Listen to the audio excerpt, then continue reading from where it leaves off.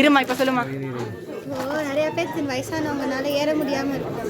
அவங்களுக்கெல்லாம் rope car வசதி first preference அவங்களுக்கு தான். Super super. இப்போ ஒரு 10 ரோப் கார் வைக்கிறோம், ஒரு ரவுண்டுக்கு 10 போகுதுன்னா அந்த 10லேயே வந்து 2 பேர் உட்காரலாம். ஒரு இதில் இதான பழனியில் இருக்கும், ஆப்போசிட். ஸோ அது மாதிரி 10 போட்டோம்னா 20 பேர் ஒரு ரவுண்டுக்கு போகலாம் ஒரு ட்ரிப்புக்கு. அந்த 20 பேர் ஒரு ட்ரிப்புக்கு வந்துட்டு சீனியர் சிட்டிசன். அதுக்கப்புறம் நீங்கள் வந்து போகிறவங்க போய்க்கலாம். Okay super. எப்படிம்மா காசு வாங்குவீங்களா இல்லை ஃப்ரீயாம்மா? ஓ ஃப்ரீ. ரொம்ப பெரிய மனசுமா உங்களுக்கு. ஐயோ ரொம்ப பெரிய மனசு.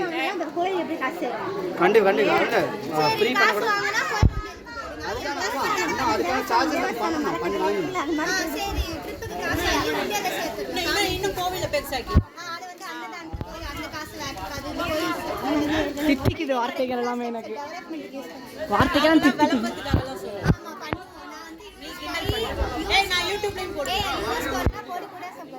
சூப்பர். 2 வருஷத்துல நான் பண்றேன். முதல்ல போங்க. இதெல்லாம் டைரியில இருந்து நன்றி. வீடியோ எடுத்துட்டா யூடியூப்ல போடுவோம். 2 வருஷம் கழிச்சு முடிச்சிட்டு அவளுக்கு சம்பாதிப்பா. சொல்லுங்கப்பா.